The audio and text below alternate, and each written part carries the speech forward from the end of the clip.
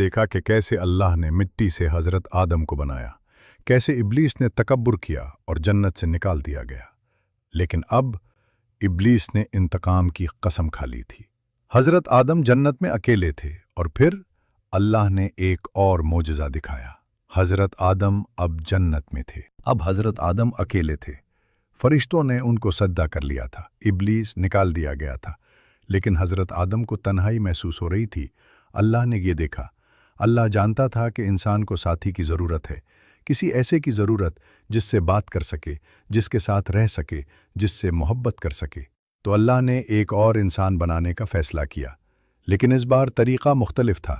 اللہ نے حضرت آدم کو گہری نیند سلا دیا، پھر ان کی ایک پسلی نکالی بائیں طرف سے، اور اس پسلی سے ایک نیا انسان بنایا۔ یہ حضرت حوا تھیں، پہلی عورت۔ جب حضرت آدم کی آنکھ کھلی تو حضرت حوا سامنے تھیں۔ حضرت آدم بہت خوش ہوئے، انہیں اب تنہائی محسوس نہیں ہوئی۔ حضرت حوا ان کی بیوی بنی، ان کی ساتھی بنے۔ اللہ نے ان دونوں کو جنت میں رہنے کی اجازت دی۔ جنت ایک خوبصورت جگہ تھی، وہاں ہر طرح کے درخت تھے، ہر طرح کے پھل تھے، نہریں بہہ رہی تھیں، خوبصورت باغات تھے، کوئی تکلیف نہیں تھی، نہ بھوک تھی نہ پیاس، نہ گرمی تھی نہ سردی، ہر چیز کامل تھی۔ حضرت آدم اور حضرت حوا وہاں خوشی سے رہنے لگے۔ اللہ نے ان سے کہا، اللہ نے فرمایا، تم دونوں یہاں رہو، جہاں چاہو رہو، جو چاہو کھاؤ، ہر درخت کا پھل کھا سکتے ہو، ہر چیز تمہارے لیے حلال ہے، لیکن ایک درخت ہے، صرف ایک درخت، اس کے قریب مت جانا، اس کا پھل مت کھانا۔ اگر تم نے اس درخت کا پھل کھایا تو تم ظالموں میں سے ہو جاؤ گے۔ یہ ایک واضح حکم تھا، ایک سادہ حکم، سب کچھ حلال، صرف ایک چیز ممنوع۔ کچھ وقت گزرا، حضرت آدم اور حضرت حوا جنت میں آرام سے تھے۔ وہ اللہ کی عبادت کرتے، جنت میں پھرتے، پھل کھاتے، نہروں کا پانی پیتے، سب کچھ اچھا تھا۔ لیکن ابلیس چین سے نہیں بیٹھا تھا، وہ انتقام لینا چاہتا تھا۔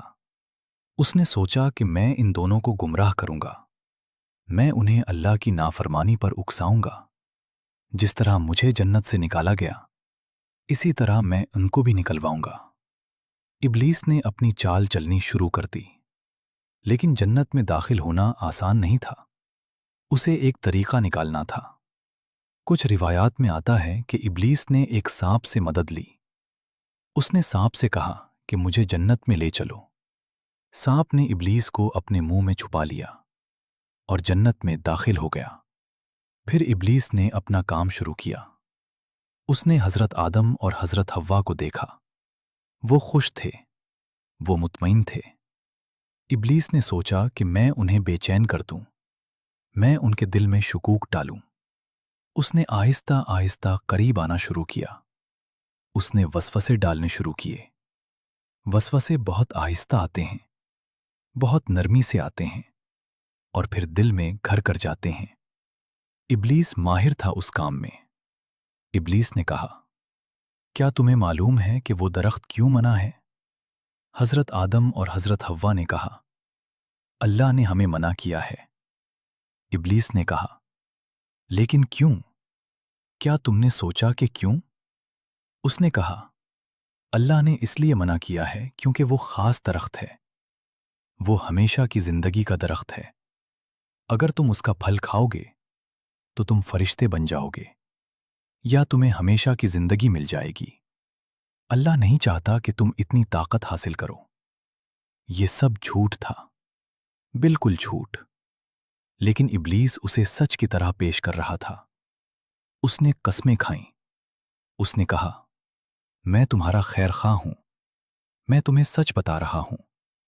اسے کوئی راستہ ڈھونڈنا تھا۔ وہ خوشی سے جنت میں رہنے لگے۔ حضرت آدم اور حضرت حوا نے پہلے یقین نہیں کیا، لیکن ابلیس نے ہار نہیں مانی۔ وہ بار بار آتا، بار بار وسوسے ڈالتا۔ آہستہ آہستہ اس کی باتیں اثر کرنے لگیں۔ شک پیدا ہونے لگا، کیا واقعی وہ درخت خاص ہے کیا اس میں کوئی راز ہے؟ کیا ہمیں واقعی فائدہ ہو سکتا ہے؟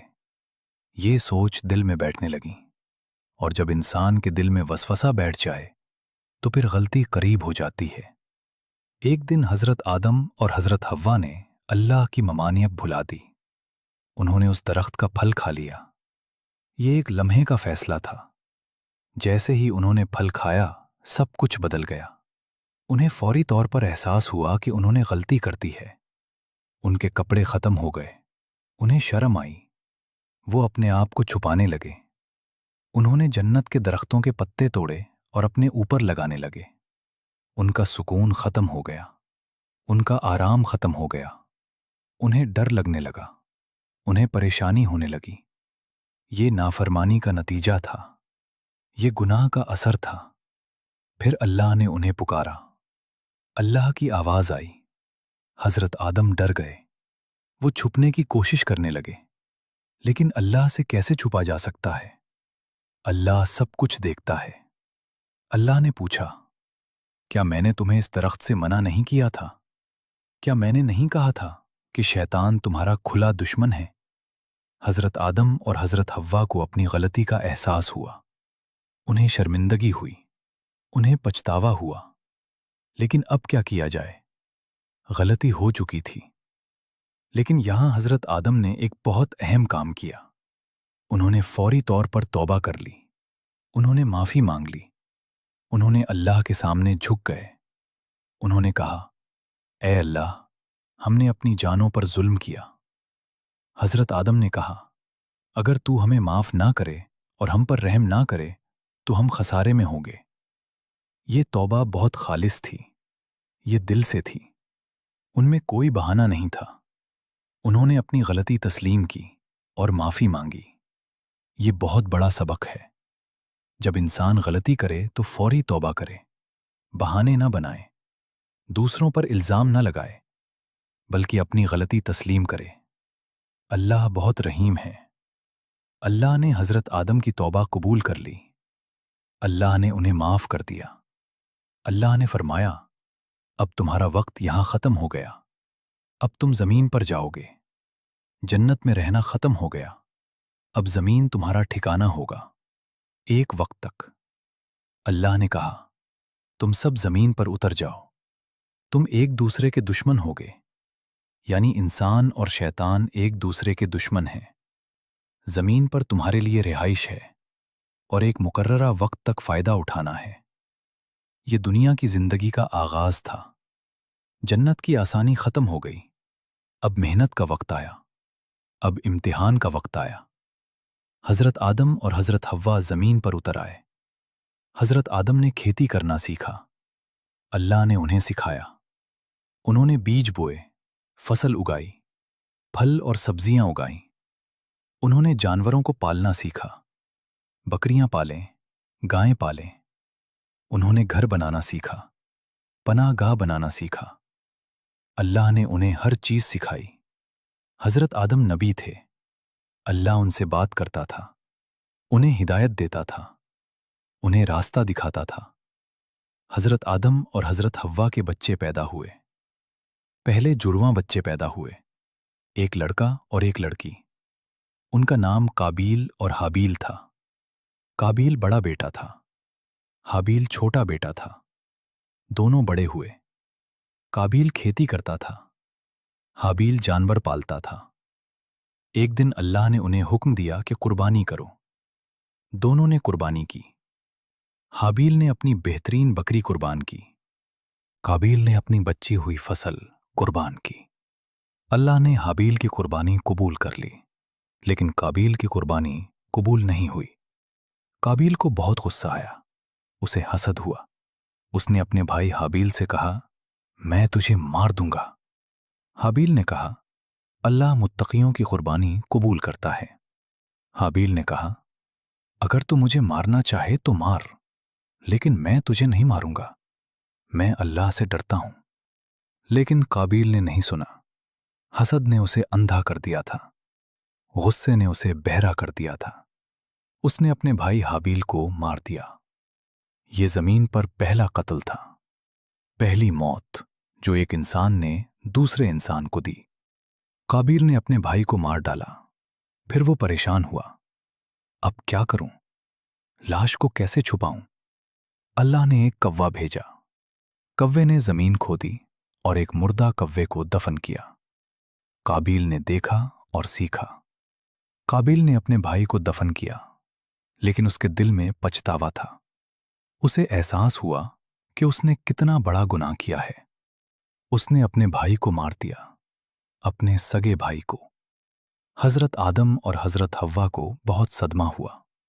उनका एक बेटा मर गया और दूसरे ने मारा। ये बहुत बड़ा दुख था, लेकिन उन्होंने सब्र किया। उन्होंने अल्लाह पर भरोसा रखा। जिंदगी चलती रही। मजीद बच्चे पैदा हुए। नस्ल बढ़ती गई।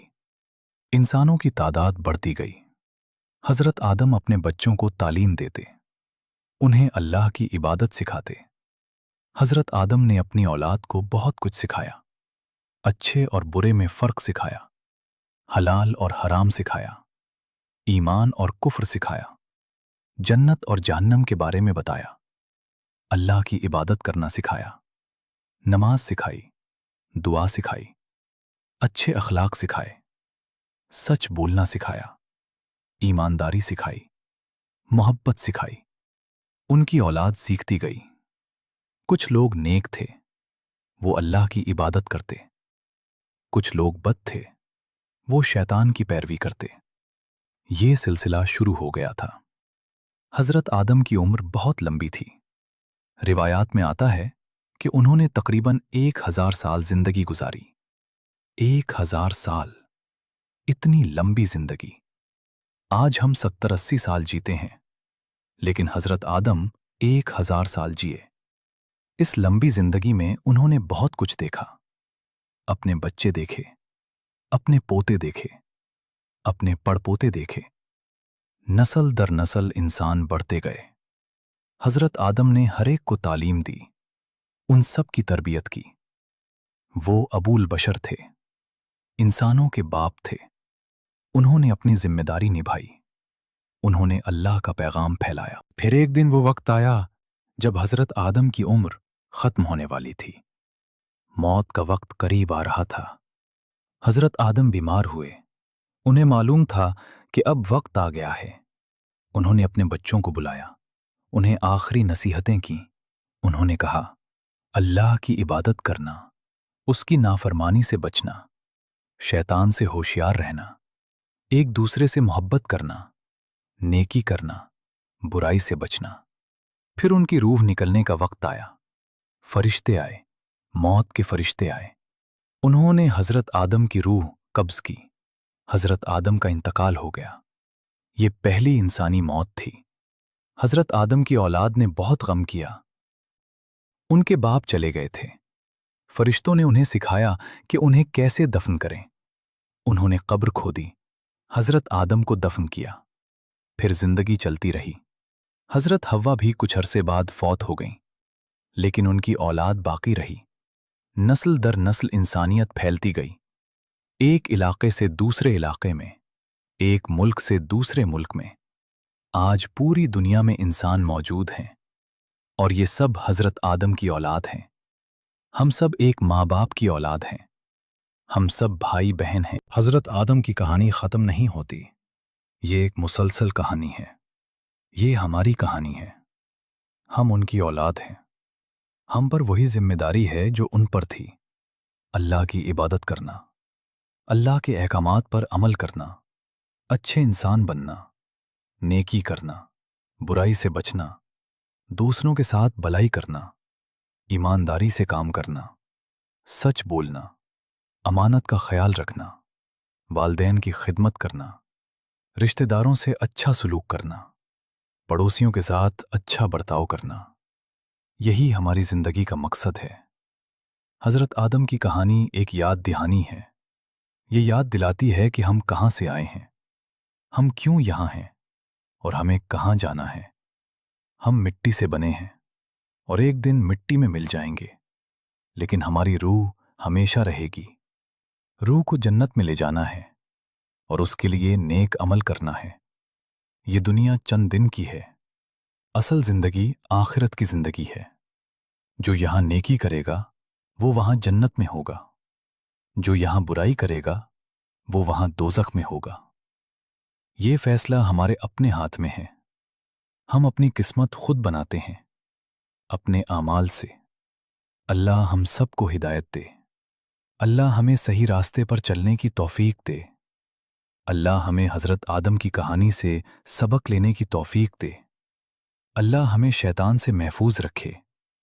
اللہ ہمیں نیک عمل کرنے کی توفیق دے اور آخرت میں جنت عطا فرمائے. یہ تھی حضرت آدم علیہ السلام کی کہانی، پہلے انسان کی کہانی، ہمارے باپ کی کہانی اور ہماری اپنی کہانی. اللہ ہم سب کو سمجھ دے. اللہ ہم سب کو عمل کرنے کی توفیق دے.